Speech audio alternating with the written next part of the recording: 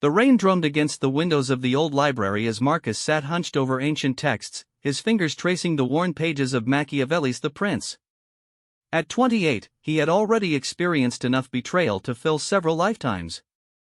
His business partner had stolen his company, his closest friend had seduced his fiancée, and his family had abandoned him when bankruptcy loomed. Yet here he was, not broken, but transformed, studying the very principles that would ensure he would never again fall victim to human manipulation. The concept that would reshape his entire understanding of power dynamics lay before him in faded ink. The man who destroys his weak self can never be destroyed by others. This wasn't about becoming cruel or heartless, it was about understanding the intricate web of psychological warfare that governs human interaction and learning to navigate it with precision and purpose. Marcus had spent months researching what separated the manipulated from the manipulators, the victims from the victors. What he discovered was a collection of 10 fundamental mind games that, when mastered, would give him an almost unfair advantage in every social and professional interaction. These weren't mere tricks or temporary tactics, they were profound psychological principles that tapped into the deepest aspects of human nature. The first revelation came to him while observing a conversation between two colleagues at a nearby cafe. Sarah, a marketing executive, was masterfully employing what he would later term the mirror of desire. She had noticed that her conversation partner, James, repeatedly mentioned his passion for vintage motorcycles. Rather than simply nodding politely, Sarah began weaving references to freedom, adventure, and the open road into her business proposal. She spoke of how their marketing campaign could capture that same spirit of rebellion and independence that drew people to motorcycles. James's body language transformed completely. He leaned forward, his eyes brightened, and, by the end of their meeting, he was practically signing the contract. Sarah had done something extraordinary. She had made James feel understood at a level deeper than mere professional courtesy. She had reflected his innermost desires back to him through the lens of her proposal, creating an irresistible psychological connection. This first mind game, the mirror of desire, operates on a simple but powerful principle: people are drawn to those who reflect their deepest aspirations and hidden yearnings. The key is not to simply agree with everything someone says, but to identify the emotional core of what drives them and speak to that fundamental motivation. Marcus realized that his former business partner had used this technique against him, constantly speaking about building something meaningful together and creating a legacy, knowing that these concepts resonated with Marcus's desire to make a lasting impact. The technique requires careful observation and genuine curiosity about what makes people tick. It involves listening not just to what someone says, but to how they say it, the words that make their voice change, the topics that cause their posture to shift, the dreams they mention in passing. Once you identify these emotional triggers, you can frame your interactions in ways that make the other person feel truly seen and understood. Marcus practiced this technique over the following weeks, first in low-stakes situations like ordering coffee or asking for directions. He noticed that when he reflected the barista's obvious pride in her latte art back to her by commenting on the craftsmanship, she began remembering his order and often gave him extra attention. When he acknowledged the passion that a street musician felt for his craft rather than just dropping coins in the case, the musician began playing requests for him. The power of the mirror of desire lies in its authenticity when properly executed. You're not pretending to care about someone's interests, you're finding the genuine connection between their passions and your objectives. This creates a win-win scenario where both parties feel valued and understood, making it one of the most ethical forms of psychological influence. The second mind game Marcus discovered was the strategic retreat. He observed this during a tense negotiation between a real estate agent and a potential buyer. Just when the buyer seemed most interested, the agent suddenly became distant and mentioned that another party was considering the property. The buyer's desperation became palpable, and, within hours, he had made an offer well above the asking price. The strategic retreat leverages one of the most fundamental aspects of human psychology: we want what we cannot have. By making yourself or your offer slightly less available, you trigger the scarcity principle that drives much of human decision-making. This isn't about being manipulative or dishonest, it's about understanding that perceived value is often inversely related to perceived availability. Marcus remembered how his ex-fiancée had become most affectionate and attentive during the periods when he was busiest with work and least available to her.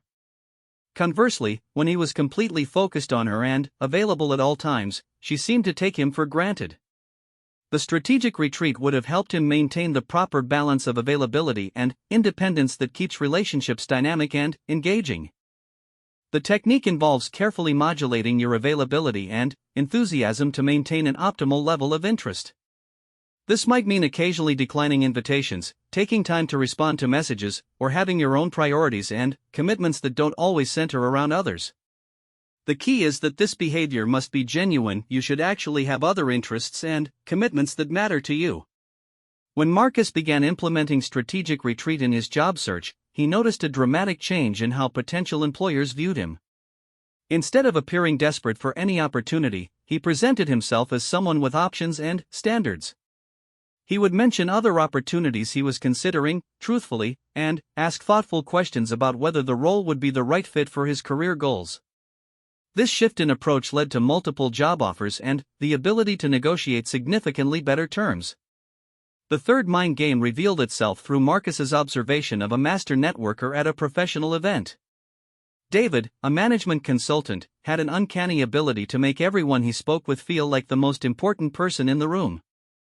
Marcus watched as David employed the spotlight of significance, a technique that involves making others feel extraordinarily important and valued through focused attention and genuine recognition. The spotlight of significance works because it addresses one of humanity's deepest needs, the desire to feel important and acknowledged. Most people go through their days feeling somewhat invisible or underappreciated. When someone truly sees them, remembers details about their lives, and makes them feel significant, it creates a powerful emotional bond. Marcus observed how David would remember personal details from previous conversations, ask follow-up questions about projects or challenges people had mentioned, and genuinely celebrate others' achievements. He wasn't networking in the traditional sense of trying to extract value from connections. He was investing in relationships by making others feel valued, which naturally led to reciprocal treatment. The technique requires developing genuine interest in others and excellent memory for personal details. It involves asking meaningful questions, remembering and following up on important events in people's lives, and acknowledging their expertise and achievements.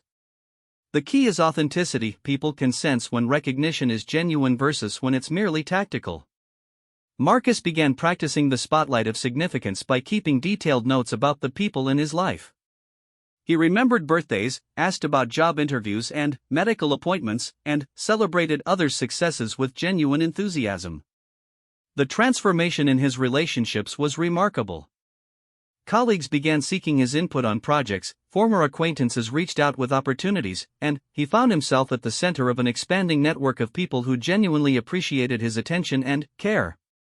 The fourth mind game emerged from Marcus's study of historical figures who had risen from humble beginnings to positions of great influence. He discovered the paradox of vulnerability, the counterintuitive principle that strategic displays of vulnerability and uncertainty can actually increase others' trust and willingness to help. The paradox of vulnerability works because it triggers people's natural desire to help and mentor others. When someone appears completely invulnerable and self-sufficient, others may admire them but are less likely to feel emotionally connected or invested in their success.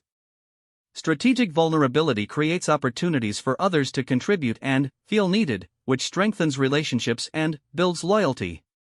Marcus learned about this principle through the story of a young entrepreneur who had secured funding from a notoriously tough investor.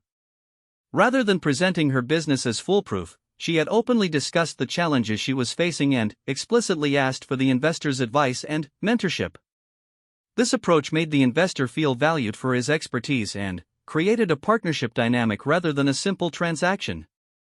The key to employing the paradox of vulnerability effectively is choosing the right vulnerabilities to share and the right people to share them with. The vulnerabilities should be genuine but not overwhelming, and they should be in areas where the other person has expertise or interest. The goal is to create opportunities for connection and collaboration, not to burden others with your problems. Marcus began experimenting with this technique by occasionally asking colleagues for advice on challenges he was facing, acknowledging when he didn't know something rather than pretending to have all the answers, and sharing appropriate struggles and uncertainties with trusted friends and mentors. The response was overwhelmingly positive. People appreciated his honesty and were eager to help and support him. The fifth mind game Marcus identified was the architecture of agreement. He discovered this while watching a skilled mediator resolve a dispute between two business partners. Rather than trying to convince either party to change their position, the mediator carefully constructed a series of small agreements that built momentum toward a larger resolution.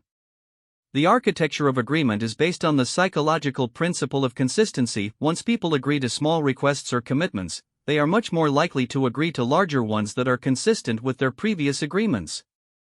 This technique involves breaking down large requests into smaller, more palatable components and building agreement incrementally.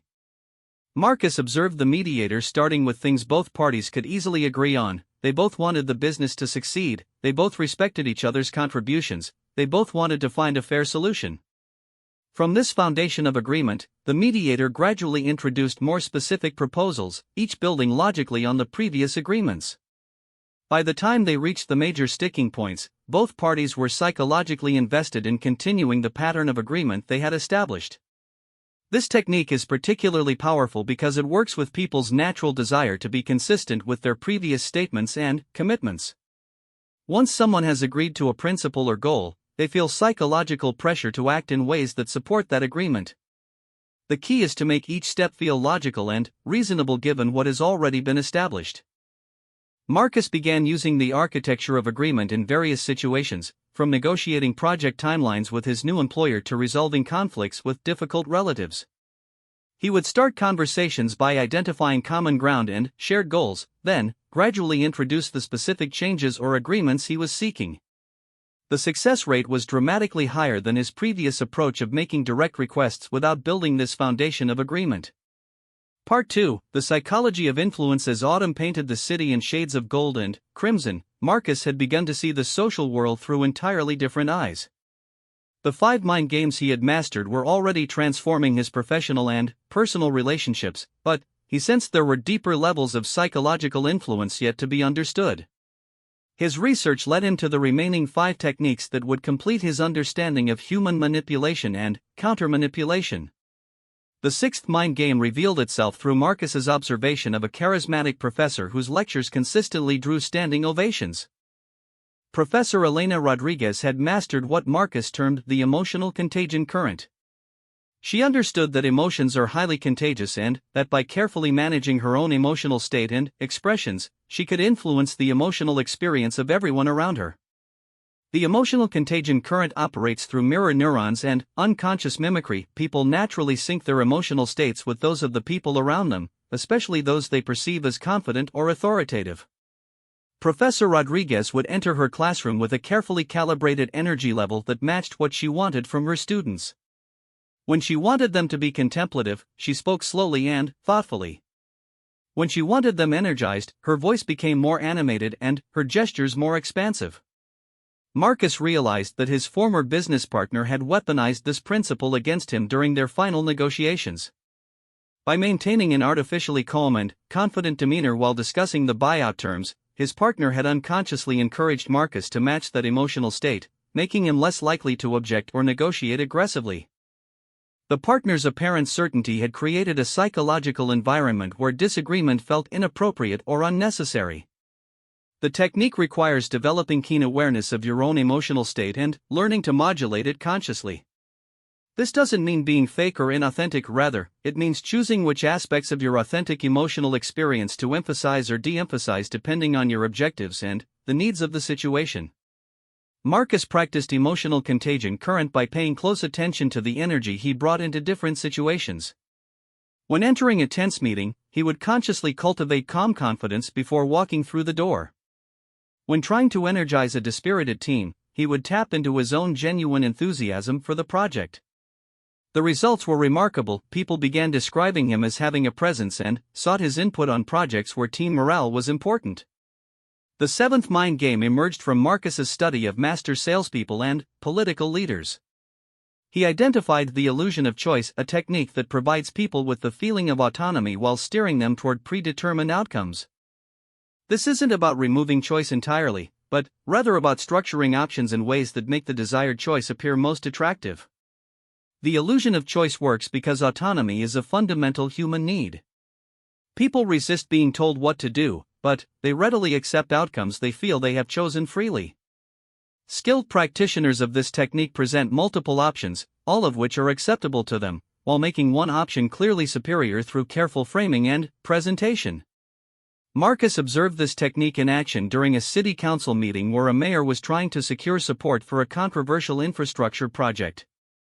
Rather than demanding approval for her specific plan, the mayor presented three options: maintain the crumbling current system, invest in minimal repairs that would only last a few years, or implement her comprehensive modernization plan. By framing the choice this way, she made her preferred option appear to be the obvious rational choice. The key to employing the illusion of choice effectively is ensuring that all the options you present are genuinely acceptable to you while making the preferred option clearly superior in terms of the other person's stated values and priorities. This requires deep understanding of what motivates the other person and creative thinking about how to frame alternatives. Marcus began using this technique in various negotiations and decision-making situations. When his team was debating project approaches, he would present three options rather than advocating directly for his preferred method. When planning social events with friends, he would offer multiple restaurant choices while describing his preferred option in more appealing terms.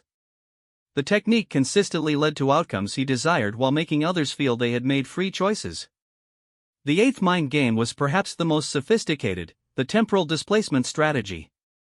Marcus discovered this through studying how master manipulators handle objections and resistance.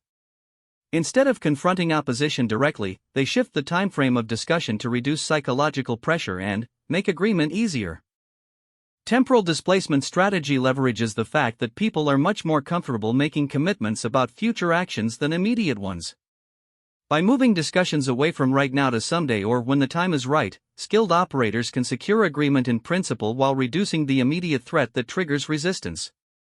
Marcus observed this technique being used by a non-profit fundraiser who was struggling to secure major donations. Instead of asking wealthy prospects for money during their first meeting, she would discuss their philanthropic vision and values, asking what kinds of causes they might support when they're ready to make a major impact. She would paint vivid pictures of the future legacy they could create and the problems they could solve. Only after building this aspirational framework would she introduce specific giving opportunities, which now felt like natural expressions of the values and vision they had already embraced.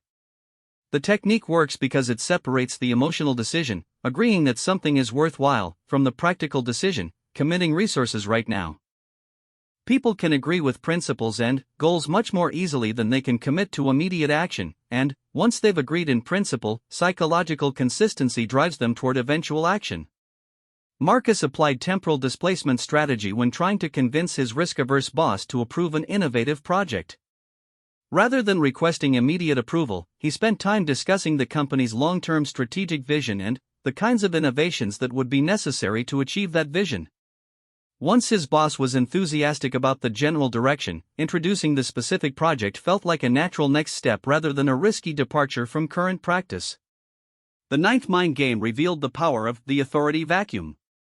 Marcus discovered this principle while watching a group dynamics exercise where the designated leader was temporarily absent.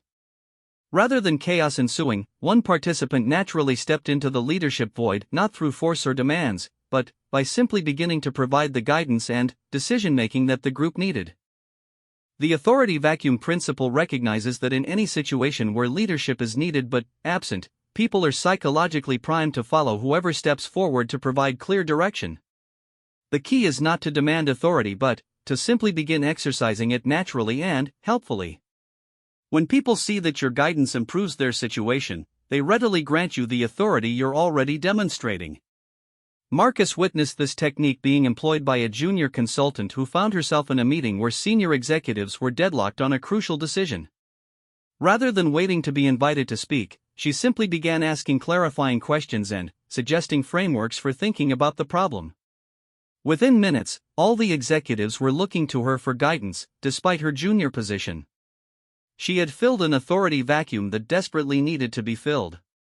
The technique requires confidence, competence, and the ability to read situations where leadership is needed. It's about stepping forward when others are hesitating, providing clarity when others are confused, and taking responsibility when others are avoiding it. The authority that emerges from this approach is often more solid and respected than authority that is simply assigned or demanded. Marcus began identifying and stepping into authority vacuums in various situations. When his project team was struggling with unclear objectives, he took initiative to clarify goals and coordinate efforts. When his apartment building was facing maintenance issues that the property management was ignoring, he organized his neighbors and took the lead in advocating for solutions. In each case, his willingness to step into the leadership vacuum resulted in others naturally accepting his authority. The 10th and final mind game was the most subtle and, perhaps most powerful, the invisible influence framework. This technique involves shaping the environment and context in which decisions are made rather than trying to influence the decision-makers directly. Marcus discovered this principle through studying how master architects of influence work behind the scenes to create conditions that naturally lead to their desired outcomes. The invisible influence framework recognizes that people's decisions are heavily influenced by contextual factors they're often not even aware of. By carefully structuring the information people receive, the sequence in which they encounter options, and the environmental cues that surround decision-making, skilled influence artists can guide outcomes without ever appearing to be influencing anyone. Marcus observed this technique in action when a real estate developer wanted to revitalize a neglected neighborhood. Rather than lobbying city officials or fighting zoning battles, the developer simply began improving the properties she already owned. She added beautiful landscaping, upgraded storefronts, and attracted high-quality tenants. This created a demonstration effect that made other property owners want to upgrade their buildings to match the new standard.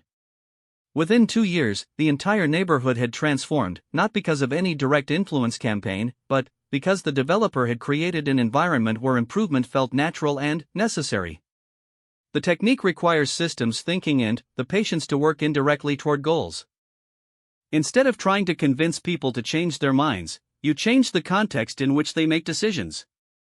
Instead of arguing with resistance, you create situations where your desired outcome becomes the path of least resistance. Marcus applied the invisible influence framework when he wanted to improve his department's culture of innovation.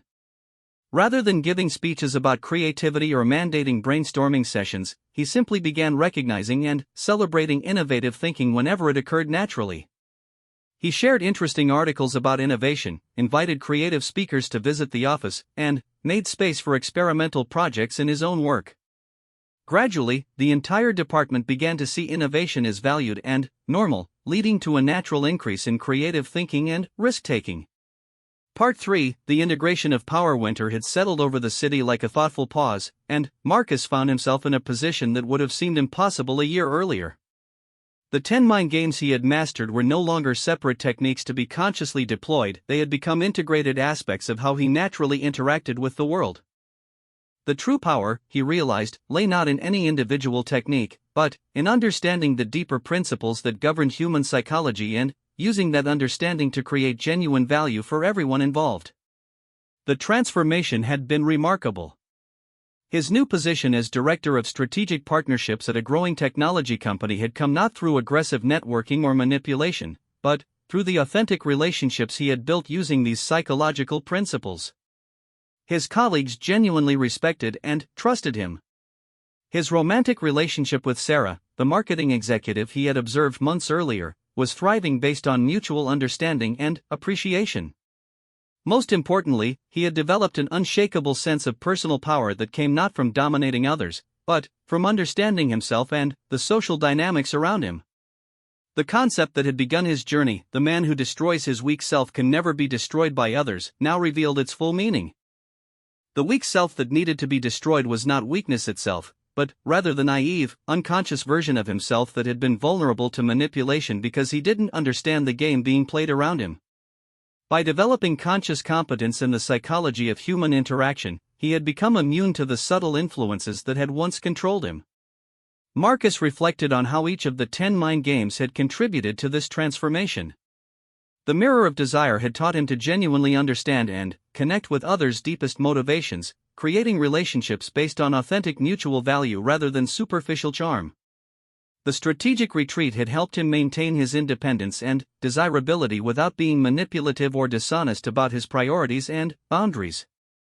The spotlight of significance had transformed his relationships by making others feel truly seen and valued, which naturally led to reciprocal treatment and deepening connections. The paradox of vulnerability had allowed him to build trust and collaboration by showing appropriate openness without compromising his strength or boundaries. The architecture of agreement had made him remarkably effective at building consensus and moving projects forward by understanding how to structure conversations and negotiations for mutual success. The emotional contagion current had given him the ability to positively influence the energy and mood of any situation he entered, making him someone others wanted to work with and spend time around. The illusion of choice had helped him guide decisions and outcomes while ensuring others felt autonomous and respected in the process. The temporal displacement strategy had made him much more effective at overcoming resistance and building long-term commitment by understanding how to time requests and frame future possibilities. The authority vacuum principle had led to natural leadership opportunities by teaching him to step forward when guidance was needed rather than waiting for permission or formal authority.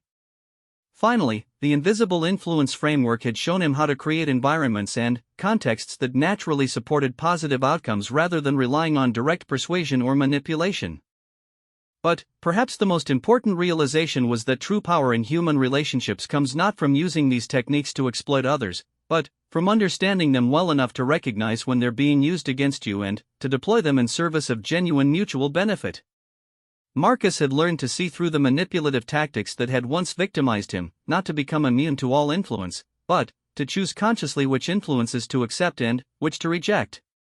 He remembered the evening when his former business partner had attempted to re-enter his life, proposing a new venture that would, he claimed, make them both rich. 18 months earlier, Marcus would have been swayed by the combination of flattery, false urgency, and appeals to their past friendship. Now, he could see every technique being deployed: the mirror of desire, appealing to Marcus's entrepreneurial ambitions, the strategic retreat, mentioning other potential partners, and the temporal displacement strategy, painting pictures of future success without addressing past betrayals. Instead of being manipulated or becoming angry, Marcus had simply listened with detached interest, asked clarifying questions that exposed the weaknesses in the proposal, and politely declined while leaving the door open for genuine future collaboration under the right circumstances. His former partner left confused and frustrated, unable to understand why his previously effective techniques were no longer working. The integration of these psychological principles had also transformed Marcus's approach to his own goals and ambitions. He no longer saw success as something to be seized from others through superior manipulation, but rather as something to be created through understanding what others needed and finding ways to provide genuine value while achieving his own objectives. This shift in perspective had made him far more effective than when he had been focused primarily on his own immediate interests. His romantic relationship with Sarah illustrated this evolution perfectly. Their connection had begun when he recognized her skill with the mirror of desire technique and approached her not as a conquest to be won, but as a fellow student of human psychology whose expertise he could learn from. Their conversations about influence, persuasion, and relationship dynamics had created a bond based on intellectual compatibility and mutual respect. When they decided to become romantically involved, it was as equals who understood and appreciated each other's psychological sophistication. The relationship thrived because they both understood the games that people play in romance and chose to play them consciously and ethically with each other. They used strategic retreat to maintain their individual identities and interests. They employed the spotlight of significance to make each other feel valued and appreciated. They practiced appropriate vulnerability to deepen their emotional connection while maintaining their individual strength and boundaries. Most importantly, they had created what Marcus termed a meta-relationship, a partnership where both people were conscious of the psychological dynamics at play and committed to using that awareness to strengthen rather than manipulate each other. They could discuss their individual needs for space or attention without triggering insecurity because they both understood the psychological principles involved. They could navigate conflicts more effectively because they recognized the emotional and strategic dynamics that were influencing their perspectives. Marcus's professional success had followed a similar pattern. Rather than using his psychological knowledge to manipulate colleagues and clients, he had used it to become genuinely more valuable to his organization. He could read team dynamics and intervene when necessary to improve collaboration. He could structure presentations and proposals in ways that made them more persuasive while ensuring they addressed real needs and created genuine value. He could navigate office politics effectively while maintaining his integrity and reputation. His role as Director of Strategic Partnerships leveraged all 10 mind games in service of creating mutually beneficial relationships between his company and potential collaborators. He used the mirror of desire to understand what potential partners truly needed and how his company could provide it. He employed strategic retreat to avoid appearing desperate while maintaining appropriate urgency. He applied the spotlight of significance to make partners feel valued and understood. The paradox of vulnerability helped him build trust by acknowledging challenges and uncertainties while demonstrating competence and reliability. The architecture of agreement allowed him to structure negotiations in ways that built momentum toward successful partnerships. Emotional contagion current enabled him to create positive, productive energy in meetings and negotiations. The illusion of choice helped partners feel autonomous and respected while guiding them toward partnerships that worked for everyone. Temporal displacement strategy allowed him to build long-term commitment while reducing immediate pressure and resistance. Authority vacuum positioning made him the natural point of contact for partnership discussions. And the invisible influence framework enabled him to create contexts and environments that naturally supported successful collaboration. The results had been extraordinary.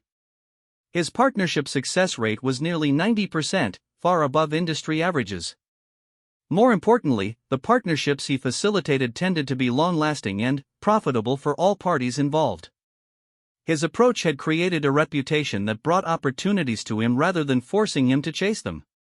But perhaps the most significant change in Marcus's life was his relationship with power itself. He no longer saw power as a zero-sum game where his success required others' failure. Instead, he understood power as the ability to create value and influence outcomes in ways that benefited everyone involved. This shift had paradoxically made him far more powerful than when he had been focused on accumulating power for its own sake. The psychological principles he had mastered were not weapons to be used against others, but tools for creating better outcomes in every interaction. They were skills that allowed him to understand what people needed, communicate more effectively, build stronger relationships, and navigate complex social situations with grace and effectiveness.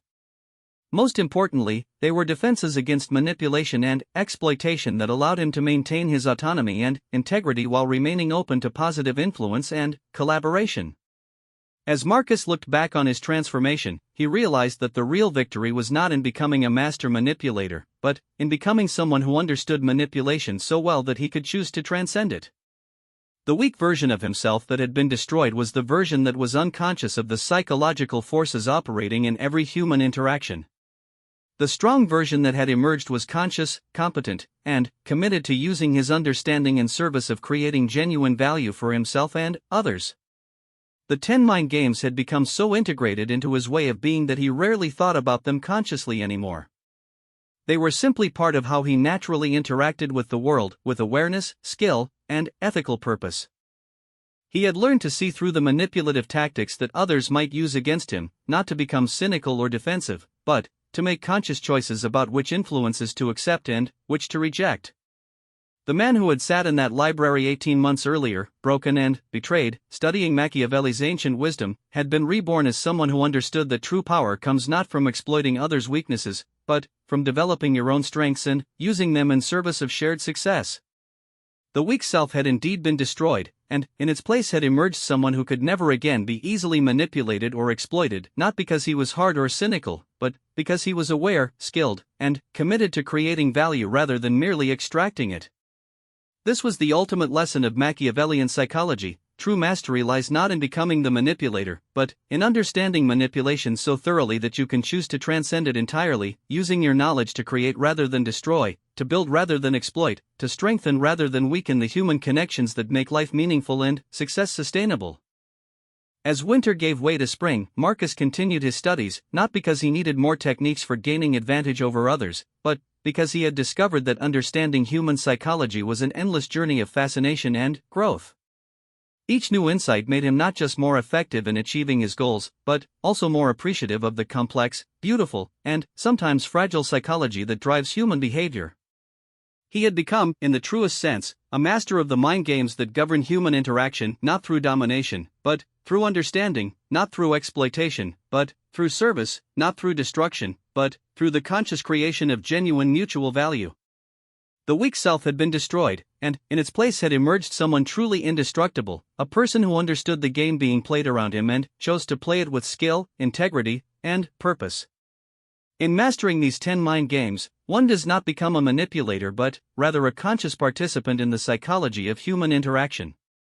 The true power lies not in using these techniques against others, but in understanding them so deeply that one can choose to transcend manipulation entirely, creating value and building relationships based on genuine understanding and mutual benefit. The man who destroys his weak, unconscious self can never be destroyed by others, not because he has become hard or cynical, but because he has become aware, skillful, and committed to using his knowledge in service of creating rather than destroying the connections that make life meaningful and success sustainable.